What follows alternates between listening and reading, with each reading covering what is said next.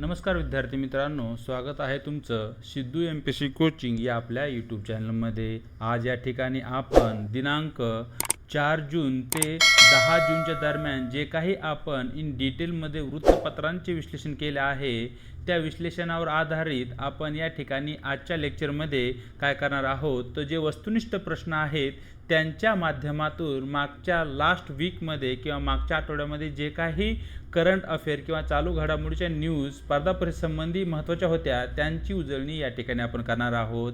या ठिकाणी आपण लोकसत्ता असेल, महाराष्ट्र टाइम असेल, द हिंदू किंवा जो इंडियन एक्सप्रेस पेपर आहे या पेपरमधून आलेल्या ज्या काही महत्त्वाच्या न्यूज आहेत त्यांना या ठिकाणी आपण वस्तुनिष्ठ प्रश्नांच्या माध्यमातून म्हणजेच मल्टिपल चॉईस क्वेश्चनच्या माध्यमातून या ठिकाणी आपण त्यांना कव्हर करणार आहोत। चला तर या ठिकाणी जी आपली डिस्कशन आहे तिला या ठिकाणी आपण सुरुवात करूया। तर या ठिकाणी जो पहिला आपला क्वेश्चन आहे तो असा आहे, रेल्वे वाहतुकीसंबंधी खालील संकल्पना विचारात घ्या। तर या ठिकाणी संकल्पना 1 आहे point machine, number 2 electronic interlocking, number 3 loop line. तर या ठिकाणी या ज्या 3 संकल्पना आहे या तिन्ही संकल्पना रेल्वे वाहतुकीशी संबंधित आहेत। या ठिकाणी जी पॉइंट मशीन असते तिचा वापर जे काही रेल्वेचे ट्रॅक आहे एका ट्रॅकवरून रेल्वे दुसऱ्या ट्रॅकवर शिफ्ट करण्यासाठी या पॉइंट मशीनचा वापर केला जातो। त्याचबरोबर जे इलेक्ट्रॉनिक इंटरलॉकिंग आहे या ठिकाणी जे विविध पटरी लाईन्स असतात त्या पटरी लाईन्समध्ये आणि विविध जे रेल्वेचे जंक्शन्स असतात किंवा जे रेल्वेच्या क्रॉसिंग्स असतात त्या ठिकाणी जे काही रेल्वे आहे त्या रेल्वेमध्ये समन्वय निर्माण करण्यासाठी इलेक्ट्रॉनिक इंटरलॉकिंग या पद्धतीचा वापर केला जातो। आणि जी लूप लाईन आहे, तुम्ही अशा प्रकारे रेल्वे स्टेशनच्या जवळ अशा प्रकारच्या लाईन्स दिसल्या असतील आणि या ज्या लूप लाईन्स आहेत पुढे जाऊन मेन लाईन्सला पुन्हा अटॅच होतात, तर यालाच म्हणतात लूप लाईन। मग अशा प्रकारे पॉइंट मशीन, इलेक्ट्रॉनिक इंटरलॉकिंग आणि लूप लाईन या ज्या कन्सेप्ट आहेत, या ज्या संकल्पना आहेत त्या रेल्वे वाहतुकीशी संबंधित आहेत। अलीकडेच मोठा रेल्वे अपघात झाला आणि यामध्ये बऱ्याच व्यक्तींना, नागरिकांना आपला जीव गमवावा लागला, त्यामुळे रेल्वे या ठिकाणी न्यूजमध्ये आहे। मग या दृष्टिकोनातून आपल्याला त्या ठिकाणी चर्चा करावी लागेल आणि रेल्वेशी महत्त्वपूर्ण असणाऱ्या ज्या काय संकल्पना आहेत त्यांचीही चर्चा करावी लागेल।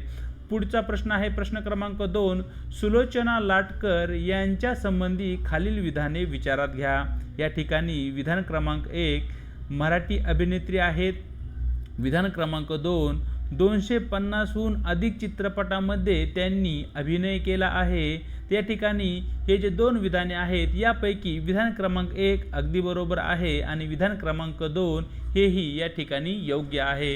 या ठिकाणी अलीकडे सुलोचना लाटकर यांचा मृत्यू झाला आणि त्या ठिकाणी जे त्यांचे निधन झाले आहे त्या निधनासंदर्भात या ठिकाणी न्यूज आपण वृत्तपत्राच्या माध्यमातून पाहिली। मग यावर सुलोचना लाटकर या संबंधी जर आयोग आपला क्वेश्चन विचारत असेल तर त्यासाठीही आपली तयारी असणं आवश्यक आहे। या ठिकाणी जे आपले योग्य पर्याय आहे पर्याय क्रमांक सी म्हणजे विधान 1 आणि 2 बरोबर आहेत। प्रश्न क्रमांक 3 पाहूया। प्रश्न क्रमांक 3 असा आहे, अलीकडेच आपण जागतिक पर्यावरण दिन जो आहे तो साजरा केला, तर या ठिकाणी जागतिक पर्यावरण दिन कधी साजरा केला जातो अशा प्रकारचा प्रश्न आहे। तर पर्याय क्रमांक ए 4 जून, पर्याय क्रमांक बी 5 जून, पर्याय क्रमांक सी 3 जून आणि पर्याय क्रमांक डी 6 जून। तर या ठिकाणी आपले योग्य उत्तर आहे पर्याय क्रमांक बी म्हणजे 5 जूनला आपण काय करतो, जागतिक पर्यावरण दिन साजरा करतो। जे आपलं पर्यावरण आहे आपल्या पर्यावरणाचं संवर्धन करण्यासाठी आणि जनतेमध्ये त्यासंबंधी जनजागृती निर्माण करण्यासाठी जगामध्ये जागतिक पर्यावरण दिन प्रत्येक 5 जूनला साजरा केला जातो। प्रश्न क्रमांक 4 पाहूया, FDIचा फुल फॉर्म सांगा।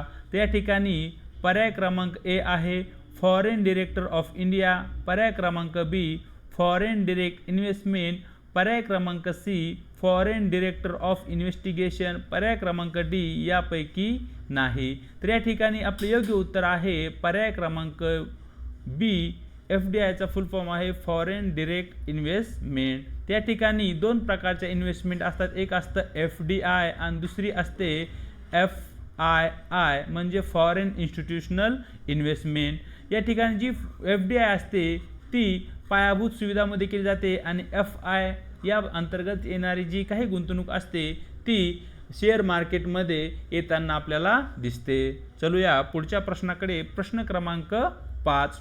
थेट विदेशी गुंतवणूक प्राप्तीच्या संदर्भात खालील राज्यांचा उतरता क्रम लावा.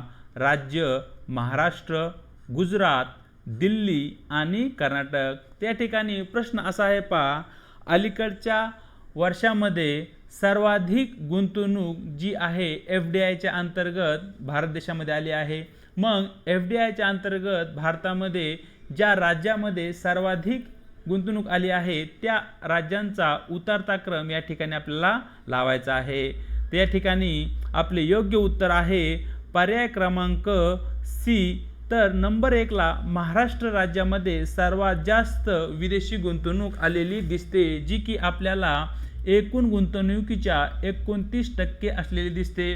त्यानंतर नंबर 2 वर कर्नाटक राज्यामध्ये 24%च्या आसपास गुंतवणूक आलेली आपल्याला दिसते. त्यानंतर नंबर 3 वर गुजरात राज्याचा क्रमांक लागतो. गुजरातमध्ये थेट विदेशी गुंतवणूक एकूण गुंतवणुकीच्या 17% आलेली दिसते. आणि त्यानंतर शेवटी 4 क्रमांकावर दिल्ली राज्याचा क्रमांक लागतो, ज्या ठिकाणी एकूण विदेशी गुंतवणुकीच्या जवळपास 13% गुंतवणूक आलेली दिसते. परिणामी आपले योग्य उत्तर राहील पर्याय क्रमांक सी.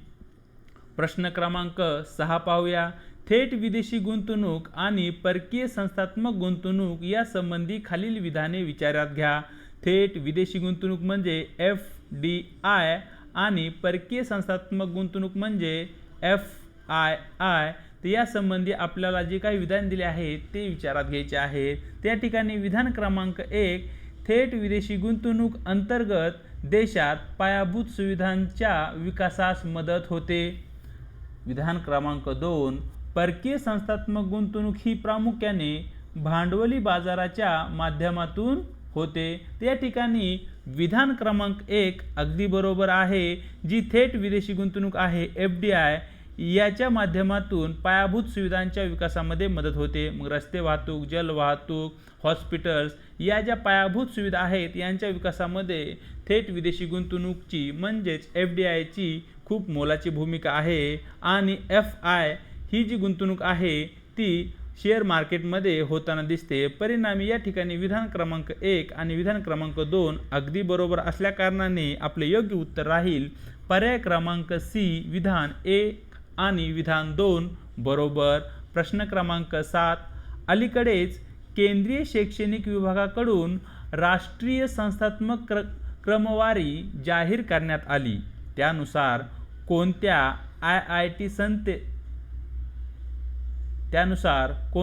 IIT संस्थेस देशात प्रथम क्रमांक मिळाला आहे.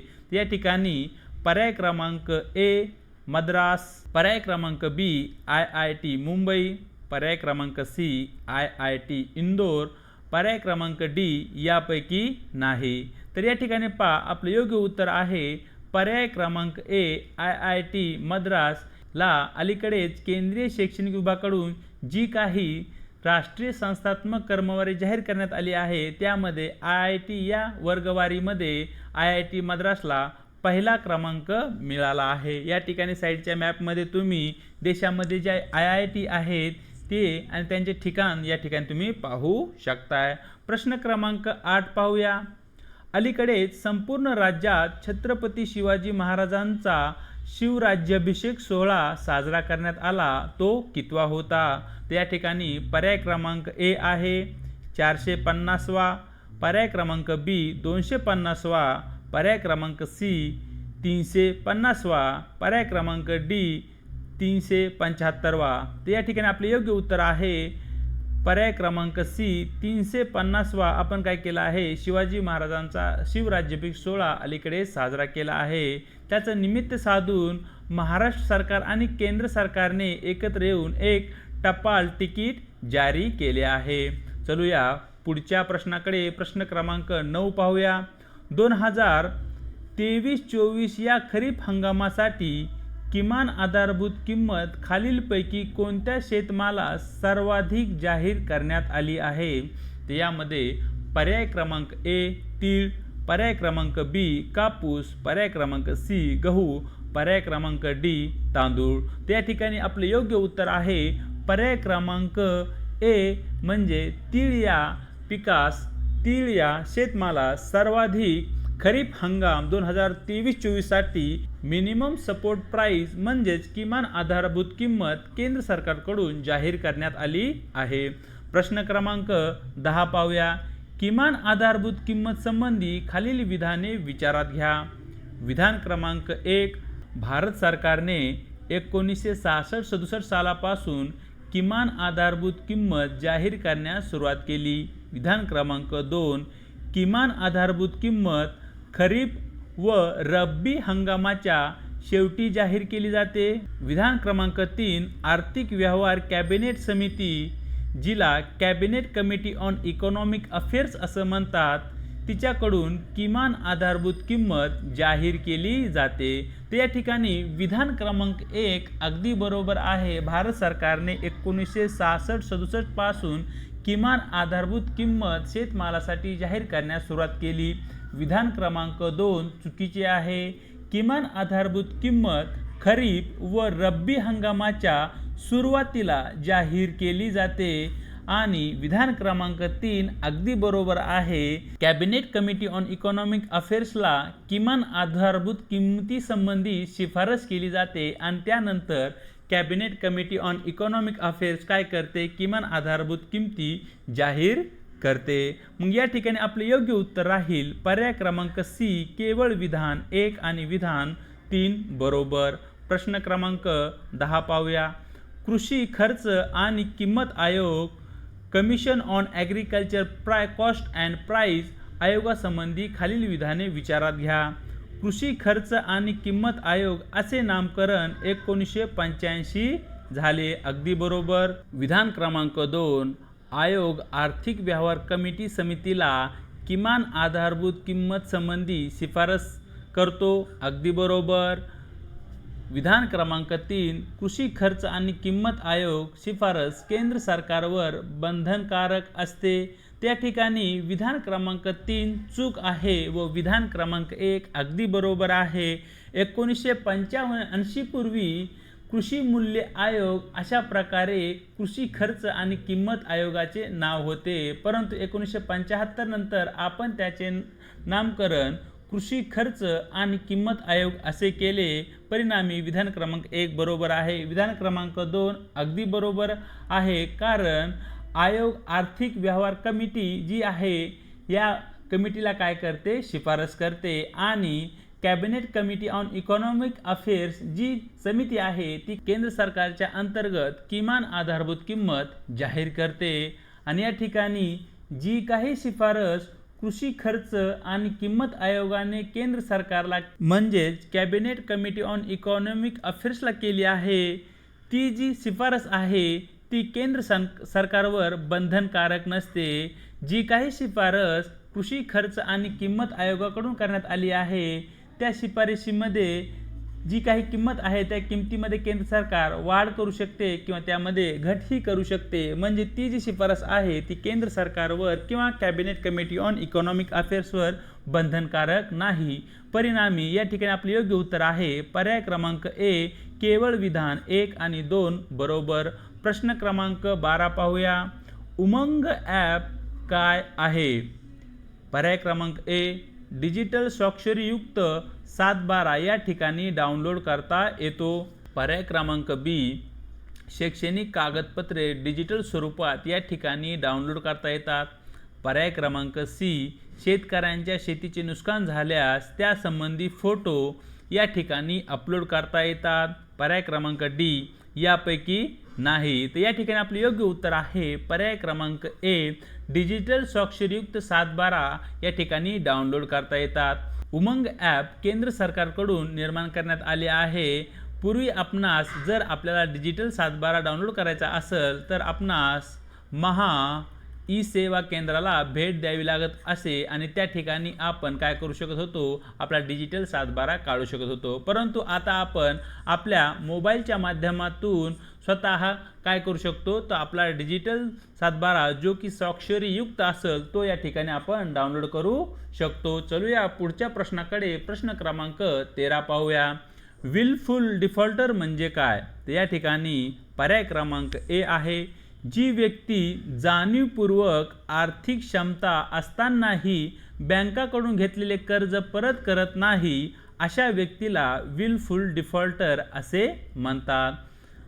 पर्याय क्रमांक बी, जी व्यक्ती मर्यादित वेळेत बँकेकडून घेतलेले कर्ज परत करत नाही अशा व्यक्तीला विलफुल डिफॉल्टर असे म्हटले जाते. पर्याय क्रमांक सी, ज्या उद्योगधंद्यासाठी बँकेकडून कर्ज घेतले आहे तो उद्योगधंदा तोट्यात जाणे म्हणजे विलफुल डिफॉल्टर होय. पर्याय क्रमांक डी यापैकी नाही. त्या ठिकाणी आपलं योग्य उत्तर आहे पर्याय क्रमांक ए. जेव्हा एखादी व्यक्ती बँकेकडून कर्ज घेते आणि ते कर्ज परत करण्याची त्या व्यक्तीची क्षमता असतानाही जर ती व्यक्ती बँकेचे कर्ज परत करत नसेल तर अशा व्यक्तीला आपण विलफुल डिफॉल्टर असे म्हणतो. म्हणजेच या ठिकाणी कर्ज फेडण्याची क्षमता असतानाही जाणीवपूर्वक बँकांचे कर्ज बुडवले जाते अशा व्यक्तीला आपण विलफुल डिफॉल्टर म्हणतो. आणि अशा व्यक्तीवर बँक काय करतात, इन फ्युचरमध्ये कारवाई करताना आपल्याला दिसतात. प्रश्न क्रमांक 14 पाहूया. गोल्डन आवर किंवा गोल्डन हावर म्हणजे काय? तर या ठिकाणी पर्याय क्रमांक ए आहे, गंभीर प्रकृती असलेल्या रुग्णांसाठी पहिला 1 तास, सूर्योदय आणि सूर्यास्ताच्या वेळी जेव्हा आकाश सोनेरी रंगाचे असते ती वेळ. पर्याय क्रमांक सी, इलेक्ट्रॉनिक डाटा प्रोसेसिंगमध्ये असणारा महत्त्वाचा कालावधी. पर्याय क्रमांक डी यापैकी नाही. त्या ठिकाणी आपले योग्य उत्तर आहे पर्याय क्रमांक ए, गंभीर प्रकृती असलेल्या रुग्णांचा पहिला 1 तास. आपणा सर्वांना माहिती आहे जेव्हा एखाद्या व्यक्तीचा अपघात होतो किंवा जेव्हा एखादी व्यक्ती गंभीररित्या जखमी झालेली असते अशा वेळी काय होते, तर अशा वेळी जो पहिला 1 तास असतो तो पहिला 1 तास त्या व्यक्तीसाठी खूप महत्त्वाचा असतो. मग या पहिल्या 1 तासामध्ये त्या व्यक्तीला जी काही ट्रीटमेंट आहे किंवा जी काही उपचार आहे ते मिळणे खूप गरजेचे असते.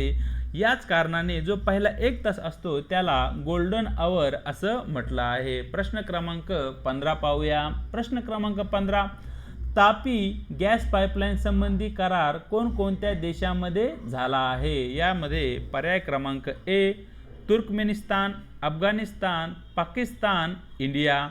पर्याय क्रमांक बी, तजाकिस्तान, अफगाणिस्तान, पाकिस्तान, इराण. पर्याय क्रमांक सी, तुर्की, अफगाणिस्तान, पाकिस्तान, इराक. पर्याय क्रमांक डी यापैकी नाही. या ठिकाणी आपले योग्य उत्तर आहे पर्याय क्रमांक ए, तापी गॅस पाईपलाईन संबंधी जो काही करार आहे तो तुर्कमेनिस्तान, अफगाणिस्तान, पाकिस्तान आणि इंडिया या देशामध्ये झालेला आहे. जी तापी पाईपलाईन आहे तिची तुर्कमेनिस्तानपासून सुरुवात होऊन शेवट भारतापर्यंत असेल आणि याच्या माध्यमातून गॅस जो काय आहे तो तुर्कमेनिस्तानपासून अफगाणिस्तान, पाकिस्तान आणि इंडिया या ठिकाणी ट्रान्सफर केला जाईल. प्रश्न क्रमांक 16 पाहूया. रिवॉर्ड प्रोग्राम भारतातील कोणत्या संस्थेद्वारे सहाय्य केले गेले आहे? जो काही रिवॉर्ड प्रोग्राम आहे, जो की जी काही शेती आहे, शेतीमध्ये जे काही पाणथळीचे प्रदेश आहेत किंवा जे काही जललोट प्रदेश आहे त्या प्रदेशाच्या विकासासाठी तो प्रकल्प आहे. मग तो या ठिकाणी कोणत्या संस्थेद्वारे त्या ठिकाणी अर्थसहाय्य केले जाणार आहे? तर या ठिकाणी पर्याय ए आहे, जागतिक बँक, जिला आपण वर्ल्ड बँक असे म्हणतो. पर्याय क्रमांक बी, वर्ल्ड इकॉनॉमिक फोरम.